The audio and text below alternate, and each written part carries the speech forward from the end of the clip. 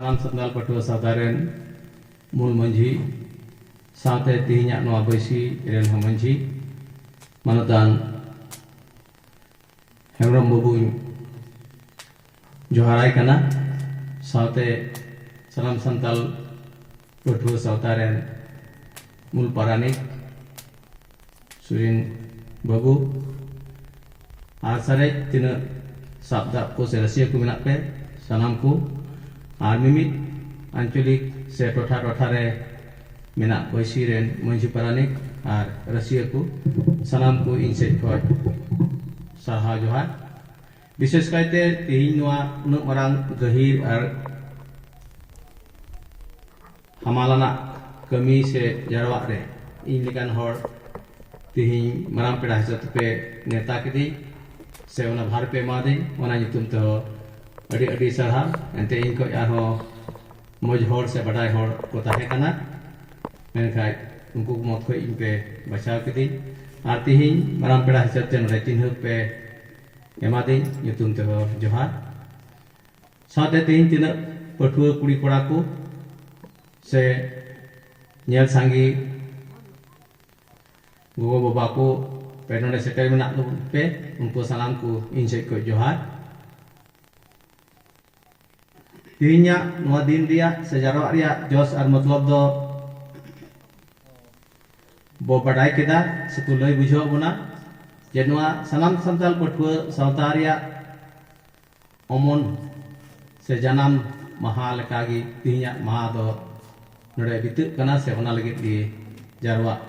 Ehop Kana Badai Kan Legate Tihin Khoj Gel Turi Buchor se 16 বছর লাহারে নোয়া পটুয়া সাউতা দো 2009 সাল রে তিহিnya তারিখ রে 26 মার্চ তারিখ রে গোসাইগাঁও রে হারাপুত টঠারে জানাম লেনা সে উচ্চল লেনা সে এতহব লেনা করনা মিদবার আওভাও নোয়া সংস্থা হতে রে এচুর হতে দি কো ñame kana se ko ñame da আর তায়ম দিন রে উনকু গি নোয়া আবো দিসম রিয়া সে সমাজ রিয়া কমি কসনি রে হাত কো লাগাও দা সে ভার কো ñam দা সে হাত হো ভাগ হো হাতাও লেক কান তাকু তো তিহিরেন যদি নোয়া কো ঠাই রে বাকো চুরোa বাকো সেলেদোa তো খান আইমা কথা কই এড়ান কো তাহেনা এড়ে আকু পসুড় আকু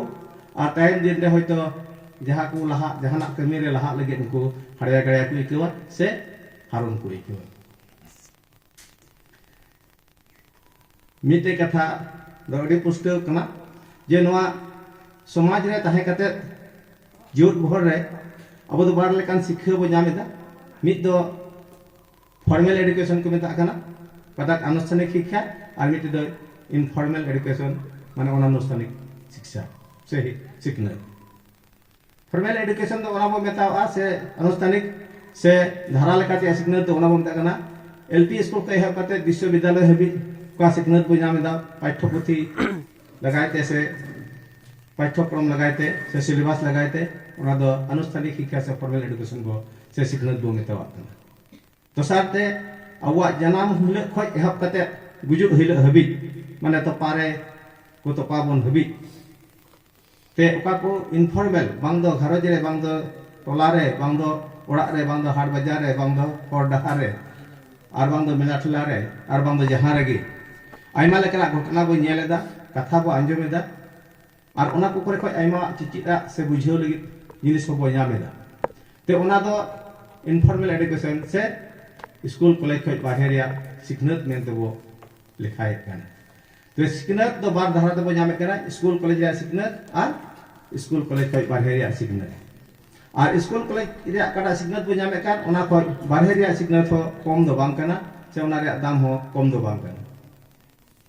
আর उनका लेकार बो ñel का कुआ से नुका नमूना हा मेना जे मिद बार होयतो अनुष्ठानिक शिक्षा दो बुनु कुआ से अलो पढ़ा तो होयतो बाय बडाया मेनखा एन हो समाज रे उनकान होड़ा कमी कसनी रे आइमा नमूना से आरही से नमूना को दोहो तो कुआ नेतार दो पाठ्यपुथि रे बुरंजी से इतिहास काट बोमता कान ओना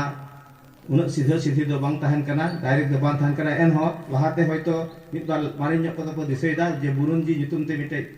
सब्जेक्ट से विषय तहन कना हिस्ट्री मेनते और ओनारे अबो भारत रे मिटटे सम्राट ता ᱧᱩᱛᱩᱢ अडी नाम डाक अडी नाम जदी बो आंजम का उनी दो हुइना अकबर सम्राट अकबर और सम्राट अकबर दो स्कूल कॉलेज रे जाना शिक्षा दीक्षा दो बांग ताहे कान तया से ओलो पढ़ा बाय बडाय कान थाना और अडी कम उम्र रे उनी दो सम्राटे हुइलिना 13 बछर मात्र 13 बछर उम्र रे उनी दो सम्राट लेना और उनी ओका धराते मिटे मुस्लिम होड़े ताहे कान से मुस्लिम धर्म रे से इस्लाम धर्म रे होड़े ताहे कान रे हो मा हिंदू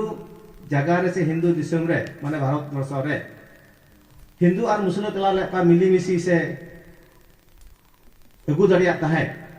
ओना दो अडी मान सवासी से नमुना रे कथा कान गिया ते ओना दो नोआ ये तेगी उल्लेख केदा जे एकेन ओलो पढ़ा तेगी जे जियत रिया समाज रिया से दिसम रिया जहाय कमी दारिया उनकान कथा दो बांग कना होयतो कम ओलो पढ़ा से बे ओलो पढ़ा ते ना हो उनकान हर हो उनकान अबु कमी दारिया जुदी उनिया मन तहन का उनिया मतलब तहन का तो उनिया रेगे कान उनका के वो दिसया अबो आसाम आसाम बुरुंजी रिया घटना हो आहम को तलारेन सरस उतर अमूल राजा दोय ताहे कना रुद्रसिंह और रुद्रसिंह इन कथा कानिया उनी हो अनुष्ठानिक शिक्षा दीक्षा से ओलो पढ़ा दो बाय बडाय कान थाना मेनका उनी हो आसाम रेन से आहम को मदरे तिना राजा महाराजा को ताहे कान उनको को मदरे जतो खय उनी दो सरस उतर अकिलान मेनते और हुसियर मेनते से प्रजा रंजक से प्रजा पालक माने आज दिन दिसम हर को मते पालन दाड़ी को से चला बना दाड़ी को या नमूना से नमूना ᱧᱟᱢᱚᱜ ᱠᱟᱱᱟ उनका के आरो को दिसया जदी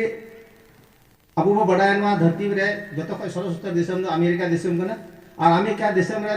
मिट सरस उत्तर राष्ट्रपति से ᱧᱩᱢ ᱧᱟᱢᱚᱜ राष्ट्रपति से लेखा ᱧᱟᱢᱚᱜ राष्ट्रपति रे वा ᱧᱩᱛᱩᱢ दो हिना अब्राहम लिंकन और अब्राहम लिंकन दो वा अनुष्ठानिक शिक्षा सरी सरी दो बांग ताहे कान दया बडायो कना एकेन स्कूल ते उनी दो आया जीवन काल रे मुठ रे हेरिज पसे तेकेन पे बछर से पे शर्मा गी चलाव लेना अदो माको आमदाजा पठुआ को आमदाज टेबल पे जे पे बछर रे स्कूल चलावेन से कॉलेज चलावेन कॉलेज दो बा स्कूल गी चलावेन रे तीन ए चिक दा अरे चिक दा मेनखा इनी होड़गी मिद दिन नुआ धरती रे सरस उत्तर दिसम अमेरिका लकान दिसम रेन मिटे राष्ट्रपति हुई दाड़ियादा से हुई लेना और एकेने हुई लेन ओना मतो दो बा तिहिन तिना दिसम रेन से धरती रेन सरस उत्तर राष्ट्र नेता को ᱧᱩᱢᱩᱜ कना उनको को मदरे अब्राहम लिंकन हो पहिल रे से दोसार के जुतुम हिजुक करते उनका के अब भारत दिसम ते आरो बहे रुड़ हेड लेन खाय अबरेन राष्ट्रपति ताहे कना ज्ञानी जैल सिंह उनी अनुष्ठानिक शिक्षा दो उनका दो बांग थाहे कानते हयतो खूब सम्भव पुस्तक तो बन दिसय कान क्लास 8 गान हबी हते पढ़ाव ले मेनखाय सामाजिक शिक्षा से सिखनत दिन ताहे कान तायते उना मुंगत तेगे तिहिन दो उनी दो भारत रे मिटे भारत दिसम लेका से नुन मारंग गणतांत्रिक दिसम रे मिटे राष्ट्रपति हुई दाया मेनखाय नुआ को कथा गालमारा होते तो नुआ दा आलो हुदिस मा जे अडी कजाक ओलो पढ़ा रे जरूर दो बनुआ उनकान कथा दो बांग कना ओलो पढ़ा रे जरूर दो मेना गया इनाना जुग और नितो जुग दो बदलेना से फेराव चला कना और ओनाइते जुग नकित तांग हुई कन करते तिहिजा दिन रे दो पठुआ को जीवन ओलो पढ़ा से दो पचिल दो बांग जीवन लहा से को लहा से को ढाका और तिना ओलो पढ़ा से काते पठुआ को संगीत तमोना उना के अबुआ दिल हिजुआ दाड़ी हिजुआ साहस हिजुआ और उनकाते अब जेत लगे समाज लगे चेत बो चिकाया चेत लेका बो चिकाया ओना बो कमी लहा दाड़ी और असल दाड़ी दो उनको जीवन कुड़ी कोड़ा को ठेक कान गेता बना और उनको अवरी को जगवार हबे उनको अवरी को चेतन हबे से उनको अवरी को लड़ा हबे दो जहान जेत से जहान समाज लगे जहान लहानती कमी दो अतरा गेता है उनाते दिलय बन कना से हो बन कना ये जीवन कुड़ी कोड़ा को पठुआ को से अकय को ने के होयतो ओलो पढ़ा से स्कूल कॉलेज खज पे अचो हेज कान भगाव हेज कान उनकान को हिन देला पे कना जे नोआ को सावता रे से नोआ को गावता रे सेलेक्ट करते सोहत एम करते गोपोड़ा एम करते आपे हो का को पे बडाय कान ओना हो जीवन सारी को पे लई ची को और आपे हो होयतो मिद बार कथा से विषय नवा पर खoj पे चिप जम आर मिद दिन आपे मोज अयुर को पे हुयु अबो आरन जियत लहांति लगी ओना लगी आपे आरो जिंग रहेगा तेई मिटे कथा आपे समारे आंगोजदा से लय पे कना से इन उपाय बुझाव दा से अटकार दा जे तिहिन दो इन दो बाबू जहाज को मारांग महाशय तहे कना आर बारपे दिन टाइम खागे माने 31 मार्च खागे इन दो महाशय कमी खज लई जिरत कना माने तो इया उमर हुइना इन तो बई तहे दाड़े से बाकु दो गई तो ओना लेका ते से इन हराम ना मेन काय हरामो ते के नवागिन बुझाव दा जे होयतो आदम हर दो मेना बोले हर दो तिनक को अकिलोआ से तिनक को लहाआ से तिनक को उमर को लहाआ उना के को अकिलोआ से उना को बुद्धिमानोआ से विषय रे समय रे नकान को सलहाव बना को गालमरा बना माया दुया पे बहो हराम थे कुली जम में नवा कथा सरी कना से नसे कना मेनते मेन काय तीन हरामो ते पे बहो हराम तो बई हुई का हराम ते नवा के इकेल दा जे इ तिनक कथा बडाई हुई कान धारे मिते महाशय हिसाब से तिनक कथा चीज हुई कान धाना मेखा ओना कथा हो बई उन कथा हो बई बडाई दाड़ी दा से बई चीज दाड़ी दा आर समय रे तेहि नुका हई केवा जे होयतो पासे हड़ हपन रे काटा बोकाते मेना ओना बोकाते तो पासे पहिल नंबर दो इंजिन बडाव से विशेष कायते तेहि नय अब हाथ रे मोबाइल फोन हेज कना मोबाइल फोन रे चित को फंक्शन मेना से चित को चिकाय हुआ है ओनारे इया आइमा तार अंतर मेना माने जहां लकाते होयतो फोन दाड़िया कना से ताई रिसीव दाड़िया कना मेनखाय ओना को जति में कटी गिदर तेहि उनी मोबाइल एमाय में चेक को उडुकमा चेक को चिकामा तार माने उनको गिदरे का को बडाय कर ओना हो इ बइन बडाय से नुकाना के कथा बो दिसया तिहि जुदी कथा रिया ढुला लतारे चे जिनिस चो मेना चो ओना उडुक हुयु कना तो इन ओडे खय ओना उडुक ओडे काडा कते बोलो कते ओडे खय से दाबेर कते बोलो कते उडुक दो अडी हारम कथा मेखा मिटे गिदरे जुदी तहन खाय उड़ी मिटा खाय दु बहाना ना उडुक बिमे फुचक मारते बोलोआ हलांग के अरे उडी रस्के उडुक के तार माने चे कना इन खय इnya एक्टिविटी से इnya कमी कसे खय मिया दोसरो गे तिहिन बिचा चे कारण चे हटम के दारे रे रिजो हुयु कना तिहिन इन बइन दे दारे का आर इन दे का होतो जंगा बाल उला दिया सेंथा फरा से लुकुलुकुवा होतो nyuhe दारे मैं कटी उम्र कुड़ी गिद्र से कोड़ा गिद्र जहां के मिताय में दूसरे बेटा हना तियग में मित घड़ी ते अपनी रिजो तार माने दे चे बुझो इन खय उनी गिद्र गुण से चलन से बुद्धि से अकिल दो मांग कमते माने सरस गिताय ते उनका लेकाते जे अब दो नुआ समाज रे से विशेष काते अब हरपरा समाज दो नेलो कना जे अब दो थोड़ा थोड़ी अलग पढ़ा हर मेना बना आर ढेर काते दो बे अलग पढ़ा हर मेना मेन काय अलग पढ़ा हर आर बे अलग पढ़ा हर दे काटा जोड़ाना से जनोड़ा तहन जेवड़ा ओना थोड़ा गान कमोक कान तबन आर कमोक कान कारण ते तेहि अब दो